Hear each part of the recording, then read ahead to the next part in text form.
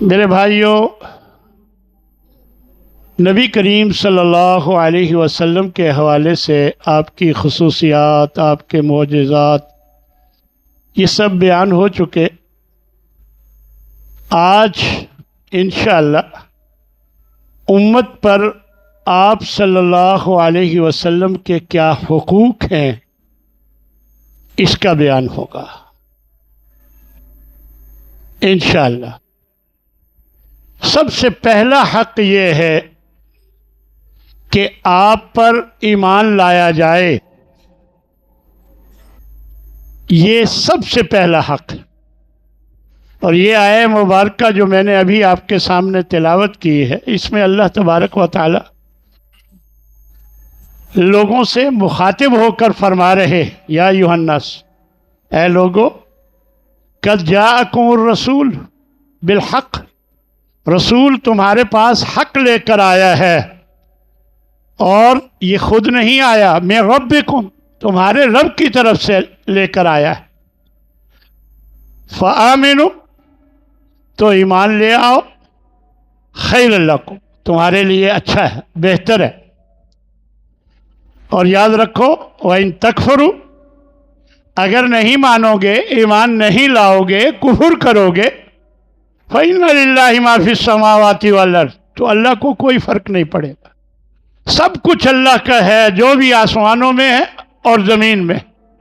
تمہارے ایمان لانے سے اللہ کو کوئی فرق نہیں پڑے گا، اپنا ہی نقصان کرو گے۔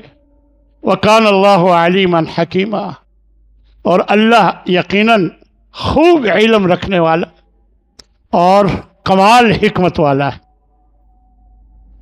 اسی طرح اللہ تبارک و تعالیٰ نے ایک اور جگہ فرمایا، فآمنوا باللہ ورسولہ، اللہ پر بھی ایمان لاؤ اور اس کے رسول پر بھی، والنور الذی انزلنا، اور وہ نور جو قرآن کی شکل میں نور ہدایت ہم نے اتارا ہے، اس پر بھی ایمان لاؤ۔ واللہ بما تعملون خبیر، جو بھی تم عمل کرتے ہو اللہ اس سے خوب خبردار۔ حضرت ابو ہریرہ رضی اللہ تعالی عنہ سے روایت، آپ فرماتے ہیں کہ رسول اللہ صلی اللہ علیہ وسلم نے فرمایا، امرت ان اقاتل الناس، مجھے حکم دیا گیا ہے کہ میں لوگوں کے ساتھ اس وقت تک قتال کروں حتی یشہدوا ان لا الہ الا اللہ، یہاں تک کہ وہ لا الہ الا اللہ کی گواہی دیں، وَيُؤْمِنُوا بِي، اور جب تک مجھ پر ایمان نہ لائیں اس وقت تک مجھے حکم ہے کہ میں قتال کروں، وَبِمَا جِئْتُ بِهِ، اور اس پر بھی ایمان لائیں جو میں لے کر آیا۔ فَإِذَا فَعَلُوا ذَلِكَ، اگر یہ کر لیتے ہیں، عَصَمُوا مِنِّي دِمَاءَهُمْ وَأَمْوَالَهُمْ، تو پھر وہ اپنے خون بھی محفوظ کر لیں گے مجھ سے اور اپنے مال بھی۔ اور فرمایا الا بحقها، ہاں جتنا اس شہادت کا حق ہے، یعنی زکوٰۃ اور دوسرے جو حقوق ہیں وہ لیے جائیں گے، باقی وحسابهم علی اللہ، ان کا حساب اللہ پر۔ تو میرے بھائیوں، ایمان لانے کے تین حصے، تینوں حصے ضروری ہیں۔ سب سے پہلا آپ کو سچا رسول اور سچا نبی تسلیم کیا جائے، اور دوسرے نمبر پر آپ کے لائے ہوئے دین کو برحق سمجھا جائے۔ ایمان لانے میں یہ بات بھی شامل ہے کہ آپ کے لائے ہوئے دین کو برحق سمجھا جائے، اور تیسری چیز ہے کہ آپ کو آخری نبی سمجھا جائے۔ جب تک یہ تینوں چیزیں نہ ہوں تو ایمان مکمل نبی صلی اللہ علیہ وسلم پر نہیں ہوتا۔ اللہ تبارک و تعالی ارشاد فرماتے ہیں، ما کان محمد ابا احد من رجالکم، محمد صلی اللہ علیہ وسلم تمہارے مردوں میں سے کسی کے باپ نہیں ہیں، ولیکن رسول اللہ، وہ اللہ کے رسول ہیں، وخاتم النبی، اور نبیوں کا سلسلہ ختم کرنے والے، آخری نبی۔ تو یہ واضح طور پر اللہ نے فرما دیا کہ آپ آخری نبی۔ ایک روایت میں آپ صلی اللہ علیہ وسلم فرماتے ہیں والذی نفس محمد بیدہ، اس ذات کی قسم جس کے قبضہ قدرت میں محمد صلی اللہ علیہ وسلم کی جان، لا یسمع بی احد من هذه الامہ، اس امت کا کوئی شخص بھی نہیں سنتا، یعنی یہ امت دعوت، یعنی جو امت دعوت ہے جس کو اللہ کے نبی نے دعوت دی ہے، کوئی بھی آپ کی دعوت کو نہیں سنتا، یہودی ولا نصرانی، چاہے وہ یہودی ہو چاہے وہ عیسائی ہو، ثم یموت ولم یؤمن بالذی ارسلت بہ، پھر وہ اس حال میں مر جاتا ہے کہ وہ مجھ پر ایمان نہیں لایا ہوتا، الا کان من اصحاب النار، تو وہ جہنم والوں میں سے ہوگا۔ اب یہاں تین باتیں معلوم ہوئی، اس حدیث سے تین باتیں معلوم ہوتی۔ سب سے پہلے نمبر پر سابقہ ادیان جتنے بھی ہیں سب منسوخ ہیں۔ اب دیکھیں، یہودی جب حضرت موسیٰ رسول تھے وہ ایمان لاتے تھے، عیسائی جب عیسیٰ علیہ السلام رسول تھے تو وہ ایمان لاتے تھے، لیکن اب جب میں آ گیا ہوں تو مجھ پر اگر یہ ایمان نہیں لائیں گے تو ان کا وہ ایمان لانا وہ کافی نہیں ہوگا، دوزخ میں جائیں گے۔ کیوں کہ پچھلی تمام جو ادیان ہیں وہ سب منسوخ ہو گئے، اور دوسری بات کہ اخروی نجات کے لیے آپ پر ایمان لانا ضروری ہے، اور تیسری بات کہ سابقہ ادیان کے ماننے والے چاہے اپنے اپنے نبی کو مانتے تھے، لیکن اب جب نبی صلی اللہ علیہ وسلم تشریف لے آئے نہیں مانیں گے تو وہ بھی جہنم میں جائیں گے۔ یہ تھا پہلا حق کہ آپ پر ایمان لایا جائے۔ دوسرا حق امت پر آپ صلی اللہ علیہ وسلم کا یہ ہے کہ آپ کی پیروی کی جائے، آپ کی فرما برداری کی جائے، آپ کی اطاعت کی جائے۔ وما ارسلنا من رسول الا لیطاع باذن اللہ، ہم نے جتنے بھی رسول بھیجے سب کو اس لیے بھیجا کہ ان کی بات مانی جائے، ان کی اطاعت کی جائے۔ چنانچہ جب ہم نے نبی صلی اللہ علیہ وسلم کو بھیجا تو ان کی اطاعت بھی لازمی۔ یا ایھا الذین آمنوا اطیعوا اللہ واطیعوا الرسول واولی الامر منکم، اے ایمان والو اللہ کی بھی اطاعت کرو اور رسول کی بھی اطاعت کرو۔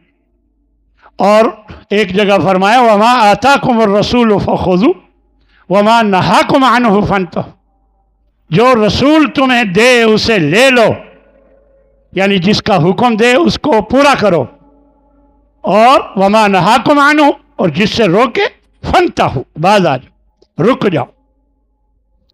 تو یہ بات واتقوا اللہ، اور اللہ سے ڈر جاؤ، ان اللہ شدید العقاب، اللہ سخت عذاب والا۔ پھر ایک جگہ فرمایا کہ اگر رسول کی مخالفت کرو گے تو تمہارے اعمال برباد ہو جائیں گے۔ فرمایا یا ایھا الذین آمنوا اطیعوا اللہ واطیعوا الرسول ولا تبطلوا اعمالکم ولا تبطلوا اعمالکم، فرمایا اے ایمان والو اللہ کی اطاعت کرو، رسول کی، ولا تبطلوا اعمالکم، اپنے اعمال کو ضائع مت کرو۔ اس کا مطلب یہ ہے کہ سنت سے ہٹ کر جو عمل ہے وہ باطل، سنت سے ہٹ کر کوئی عمل کیا جائے تو یہ باطل۔ نبی صلی اللہ علیہ وسلم کی ایک حدیث میں آتا ہے کہ آپ صلی اللہ علیہ وسلم سوئے ہوئے تھے اور چند فرشتے آئے، آپس میں کہنے لگے کہ ان کی مثال بیان کرو۔ دوسرے کہنے لگے وہ تو سوئے ہوئے، تو وہ کہنے لگے کہ آنکھ سوئی ہے دل جاگ رہا ہے، آپ بیان کریں۔ پھر وہ کہتے ہیں، مثال بیان کرتے ہیں کہ ان کی مثال ایسے ہے کمثل رجل، کہ ایک شخص ہے بنا دارن، اس نے گھر بنایا، وجعل فیہا مأدبۃ، پھر اس گھر میں ایک دسترخوان لگا دیا، پھر وبعث داعیا، ایک پکارنے والے کو، منادی کرنے والے کو بھیجا، جاؤ لوگوں کو بتاؤ کہ اس گھر میں دسترخوان لگا ہوا ہے۔ پھر فمن اجاب الداعی دخل الدار واکل من المأدبہ، اب جو اس پکارنے والے کی پکار کو مانے گا وہ آ جائے گا اور اس گھر سے، دسترخوان سے کچھ کھا لے گا۔ ومن لم یجب الداعی، اور جو اس داعی کی آواز کو نہیں لبیک نہیں کہے گا، نہیں مانے گا، لم يدخل الدار، صاف ظاہر ہے کہ وہ اس گھر میں بھی داخل نہیں ہوگا، ولم یاکل من المأدبہ، اور اس دسترخوان سے بھی کچھ نہیں کھا پائے گا۔ پھر وہ فرشتے کچھ دوسروں کو کہنے لگے اب اس کی وضاحت بھی کر دیجئے۔ پھر انہوں نے کہا کہ وہ تو سوئے ہوئے ہیں، یعنی کن کے لیے وضاحت کریں؟ پھر کہنے لگے کہ آنکھ سوئی ہے، دل جاگ رہا ہے۔ تو پھر انہوں نے اس کی وضاحت یوں کی کہ فالدار الجنہ، یہ جو گھر ہے یہ جنت، والداعی محمد صلی اللہ علیہ وسلم، اور جو داعی ہیں پکارنے والے وہ محمد صلی اللہ علیہ وسلم۔ اور آگے فرمایا فمن اطاع محمدا فقد اطاع اللہ، جو محمد کی فرمان برداری کرے گا، بات مانے گا، گویا وہ اللہ کی بات مان صلی اللہ علیہ وسلم۔ ومن عصى محمد فقد عصى اللہ، جو محمد صلی اللہ علیہ وسلم کی نافرمانی کرے گا، کی سنت سے ہٹے گا، وہ اللہ کی نافرمانی کرے گا۔ محمد فرق بین الناس، محمد معیار ہیں لوگوں کے درمیان، حق اور باطل کے معیار محمد صلی اللہ علیہ وسلم ہے۔ جو ان کی مانے گا وہ حق ہے، جو ان کی علاوہ کوئی اور مانے گا وہ باطل ہے۔ محمد فرق بین الناس، محمد معیار صلی اللہ علیہ وسلم۔ تو یہ بخاری کی روایت ہے، بالکل اتنا واضح یہ بات بیان فرما۔ لہذا نبی صلی اللہ علیہ وسلم کی اطاعت، فرما برداری، پیروی، یہ امت پر حق ہے۔ اور تیسرا حق ہے کہ آپ سے محبت کی جائے۔ یاد رکھیں اللہ کے بعد کائنات کی ہر چیز سے زیادہ محبت آپ صلی اللہ علیہ وسلم سے کرنا ضروری۔ لا یؤمن احدکم حتی اکون احب الیہ من والدہ وولدہ والناس اجمعین، فرمایا کہ تم مومن بن ہی نہیں سکتے ہو جب تک اپنے والدین سے، اپنی اولاد سے، سب لوگوں سے زیادہ مجھ سے محبت نہ کرو، اس وقت تک تم مومن نہیں بن سکتے۔ دیکھیں ایک ہوتی ہے اعتقادی محبت، یہ نہ ہو تو ایمان ہی مکمل نہیں ہوتا، اور ایک ہے فطری محبت۔ تو فطری محبت انسان کے فطرت میں ہوتی ہے، طبیعت میں ہوتی ہے، تو دونوں قسم کی محبت نبی صلی اللہ علیہ وسلم سے لازمی ہے۔ حضرت انس بن مالک رضی اللہ تعالی عنہ فرماتے ہیں کہ آپ صلی اللہ علیہ وسلم نے فرمایا ثلاث من کن فیہ وجد بہن حلاوت الایمان، تین چیزیں ہیں اگر کسی کے اندر ہوں تو وہ ایمان کی مٹھاس پا لیتا ہے۔ ان یکون اللہ ورسولہ احب الیہ مما سواہما، کہ اللہ اور اس کا رسول باقی سب سے زیادہ اسے محبوب ہو، یہ ایک چیز۔ اور دوسرے نمبر پر فرمایا ان یحب المرء لاخیہ لا یحبہ الا للہ، ان یحب المرء لا یحبہ الا للہ، کہ وہ کسی شخص سے محبت کرتا ہے صرف اللہ کے لیے محبت کرتا، اور کوئی دنیا کی غرض نہیں، کوئی لالچ نہیں، صرف اللہ کے لیے کہ یہ اللہ کا نیک بندہ ہے، مجھے اس سے محبت ہے۔ تو یہ دوسرے نمبر پر. اور تیسرے نمبر پر وَأَن يَكْرَهَ أَن يَعُودَ فِي الْكُفْرِ وَأَن يُقْذَفَ فِي النَّارِ. اور یہ ناپسند کرتا ہو کہ دوبارہ کفر کی حالت میں چلا جائے. بعض دفعہ آزمائشیں آ جاتی ہیں. مسلمان ہوتا ہے, پہلے بڑے مزے میں ہوتا ہے, مسلمان ہوتا ہے, عقیدہ درست کرنے کا اعلان کرتا ہے, آزمائشیں آ جاتی ہیں تو پھر واپس جانے کی کبھی نہ سوچے. یہ فرمایا وَأَن يَكْرَهَ أَن يَعُودَ فِي الْكُفْرِ, یہ ناپسند کرتا ہو کہ وہ دوبارہ کفر میں چلا جائے اور کہ آگ میں پھینکا جائے, ڈالا جائے, یہ ناپسند کرے. تو جس میں یہ تین چیزیں ہوں وہ ایمان کی مٹھاس کو پاتا ہے. تو تیسرا حق تھا نبی سے محبت صلی اللہ علیہ وسلم. چوتھا حق آپ صلی اللہ علیہ وسلم کی ذات کا دفاع. صحابہ کرام آپ کی موجودگی میں آپ کا دفاع کرتے تھے. یقیناً اللہ تبارک و تعالی نے قرآن مجید میں بھی بتایا اور احادیث میں بھی آتا ہے کہ صحابہ آپ کا دفاع کرتے تھے. حضرت طلحہ کے بارے میں آتا کہ آپ کا دفاع کرتے کرتے ان کا ہاتھ بالکل شدید قسم کا زخمی ہو گیا, شدید زخمی ہو گیا, اور یہ عہد میں آپ کا دفاع کرتے کرتے. اسی طرح حضرت طلحہ ہی کے بارے میں آتا ہے کہ ابو طلحہ فرماتے ہیں کہ بے ابی انت و امی, کہ یا رسول اللہ میرے ماں باپ آپ پر قربان ہوں.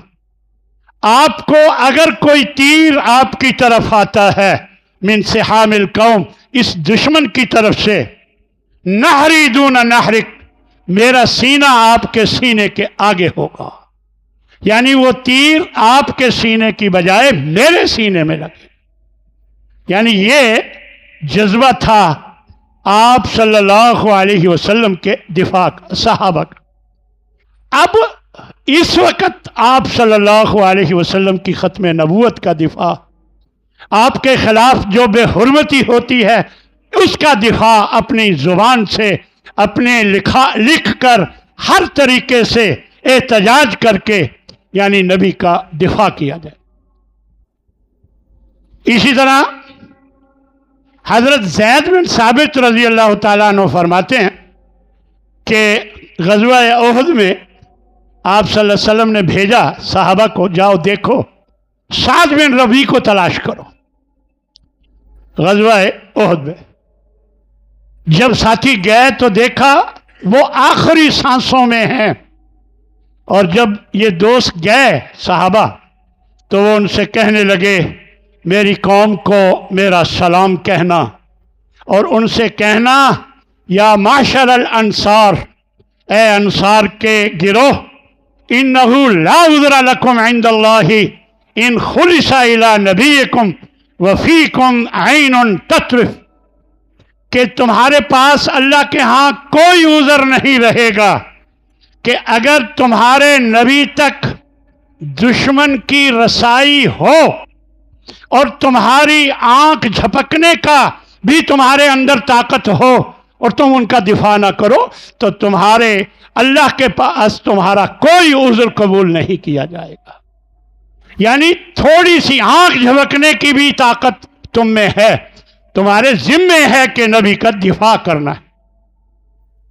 اور اللہ نے بھی فرمایا الا تنصروہ فقد نصرہ اللہ, اگر تم اس کی مدد نہیں کرو گے تو اللہ پہلے بھی کر چکا ہے, اب بھی کر لے گا. تو ہر طرح سے نبی صلی اللہ علیہ وسلم کی مدد ضروری.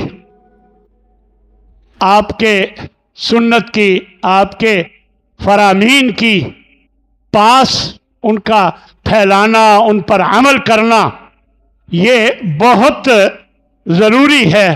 اور آپ صلی اللہ علیہ وسلم کا جو دفاع ہے وہ ہر طرح سے امت کی ذمہ داری.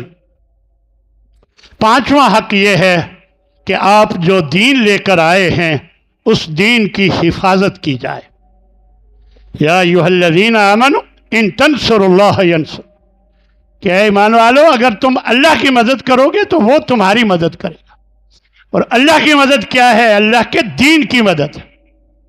लिहाजा जो दीन आप सल्लल्लाहु अलैहि वसल्लम लाए, उस दीन को फैलाना, उसको आगे पहुंचाना, इस पहुंचाने में मदद देना, ये उम्मत का हक है, जो नबी सल्लल्लाहु अलैहि वसल्लम का उम्मत पर ये हक है।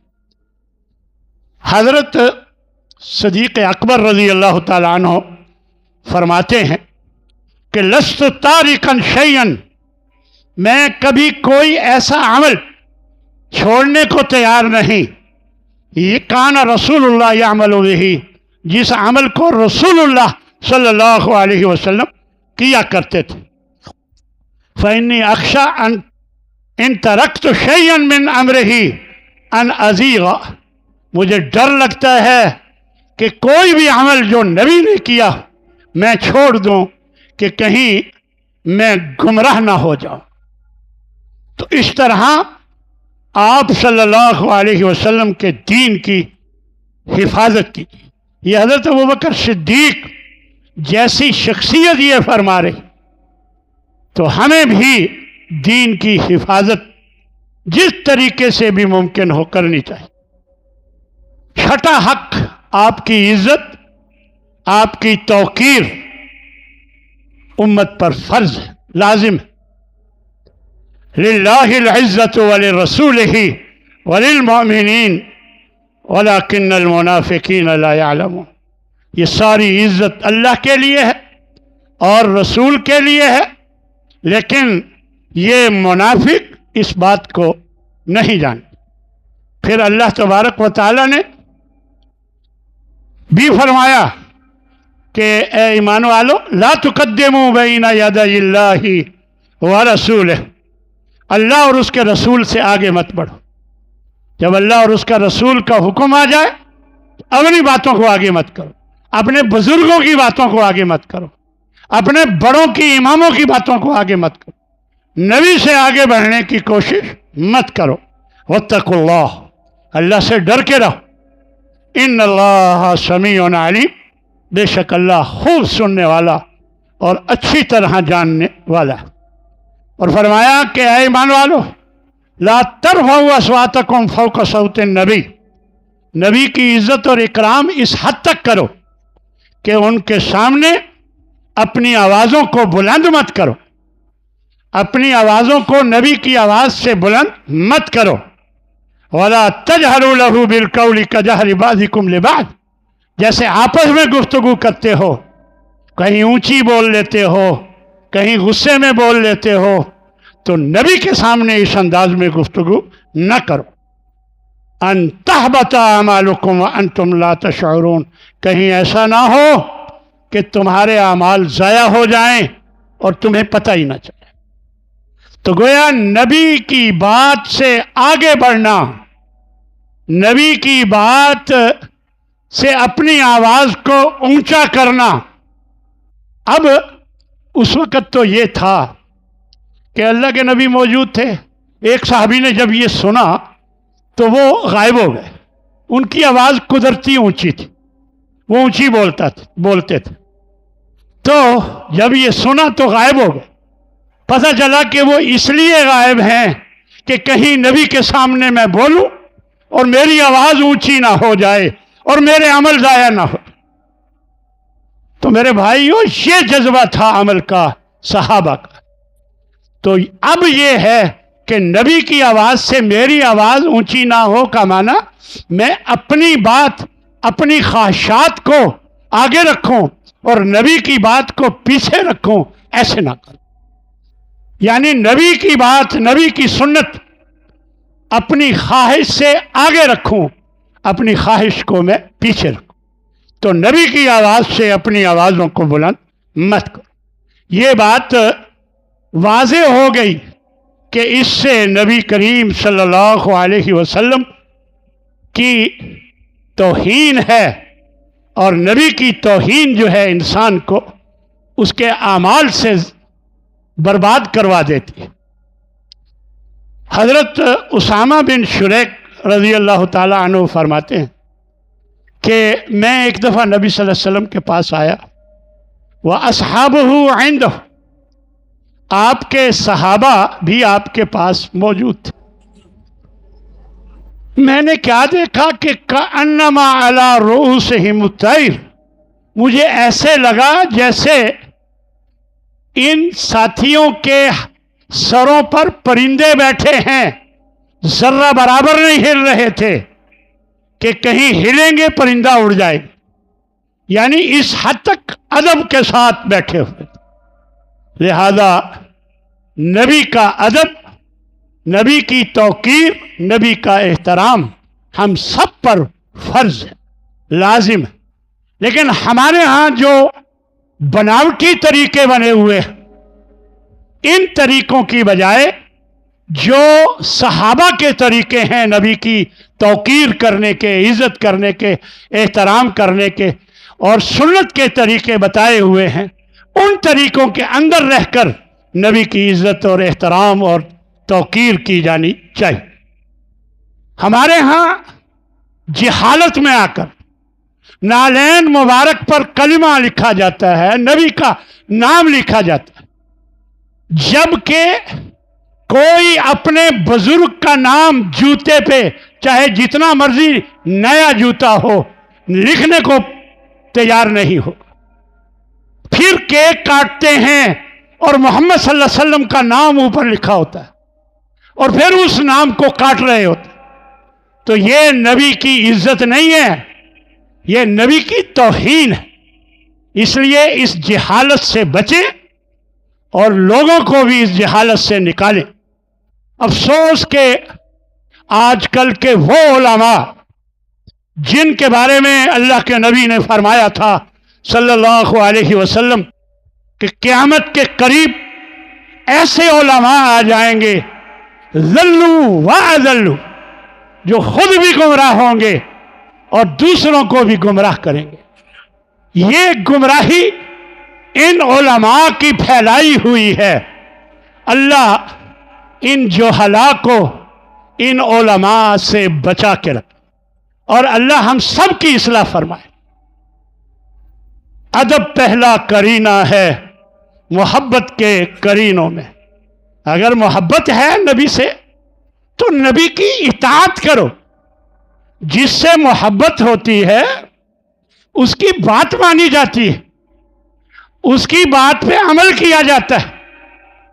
ہم نبی کی اطاعت کرنے کے لیے تیار نہیں، نبی کی نافرمانی کر کے ہم آپ کی شان کو اونچا کرنے کی کوشش کرتے ہیں بناوٹی طریقوں سے۔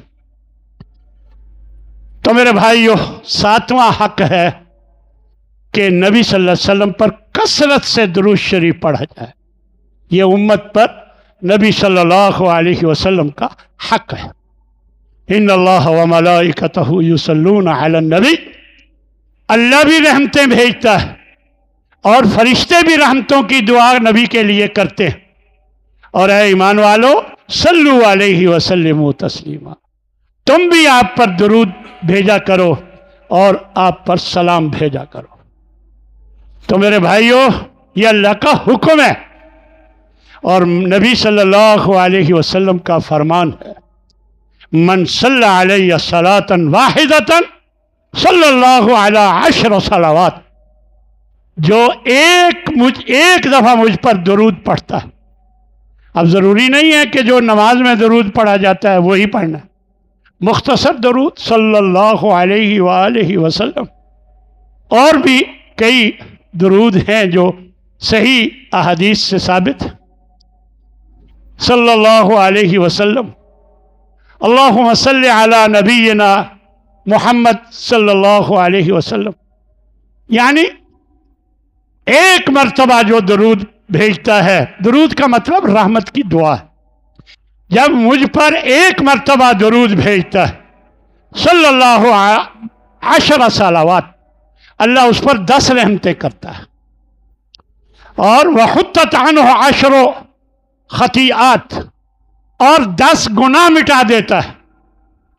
اور فرمایا ورفعت لہ 10 درجات، नसाई और अहमद की ये रवायत है मुस्तदरक हाकिम में भी कि 10 दर्जे भी बुलंद कर दे, 10 नेकियां, 10 रहमतें भेजता है, 10 गुनाह माफ करता है और 10 दर्जे बुलंद कर देता है जो एक मरतबा नबी सल्लल्लाहु अलैहि वसल्लम पर दुरूद। जुमे के दिन ख़ास तौर पर हुक्म है कि ज़्यादा से ज़्यादा नबी सल्लल्लाहु अलैहि वसल्लम पर दुरूद पढ़ना चाहिए। एक रवायत में आप सल्लल्लाहु अलैहि वसल्लम फरमाते हैं, अल बखीलुल्लज़ी मन ज़ुकिरतु इंदहु, वो शख्स कंजूस है, बखील है कि जिसके सामने मेरा नाम लिया जाए, फलम युसल्ली अलैहि, और वो मुझ पर दुरूद ना भेजे, वो बखील है।